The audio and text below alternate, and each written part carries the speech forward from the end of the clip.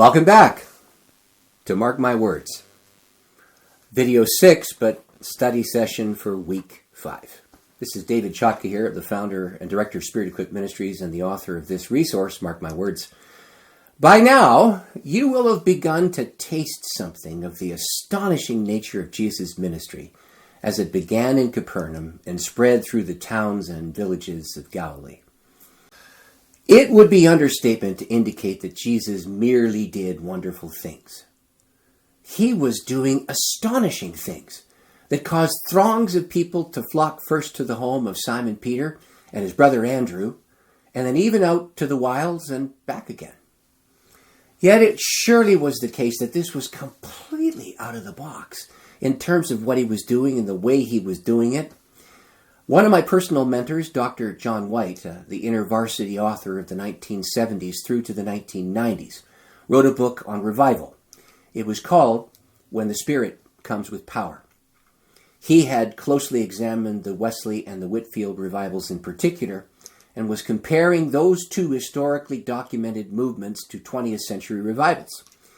As he was writing the book, he came to my little church in northern Alberta, Canada, for a 5-day event. This took place in February of 1987 in the little town of Lac La Biche, Alberta. It wasn't the end of the road, but you could see it from there. Now, John and I had many conversations about the nature of revival. His comments about how revivals happened in history were instructive and helpful.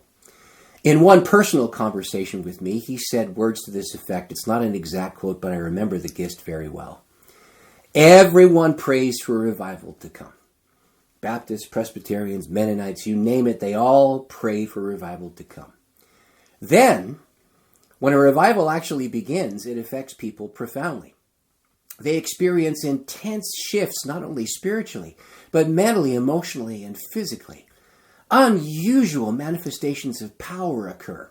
People physically shake, they vibrate, they fall over, they get overwhelmed with emotion. Unusual spiritual gifts emerge. Some of them spend days weeping and groaning and crying in their living rooms while their husbands or wives are wondering what they're doing as they're weeping over their uncontrollable repentance. They find that they cannot control their deep transformations and sometimes not even their physical bodies. From time to time, miraculous healings take place. Sometimes demonic manifestations happen just as they occurred in this first Gospel of Mark, and people get delivered. Churches that would ordinarily be kind of staid, quiet places, singing old school hymns and doing harmony because it sounds nice. Well, they would become emotion-filled. They would become unusually, vibrant.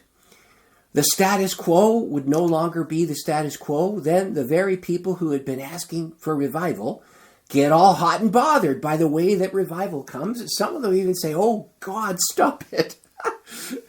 John White looked at me and said this in his delightful English accent.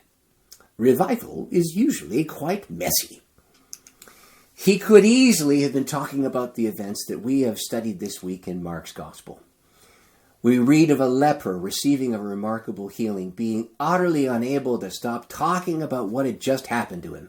And of course, this created the unwelcome sensation of throngs of people hearing about this and coming and hoarding all these bodies of people into a space, and Jesus had to retreat to the wilds.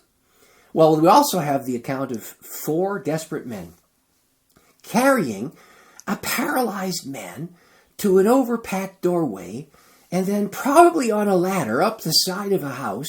And those 4 guys then proceeded to rip a roof apart, a place where people would go to lie down at night with a solid ceiling, to lower the paralytic through the ruptured roof.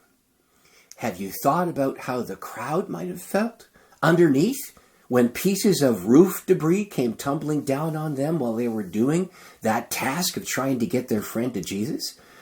Messy indeed.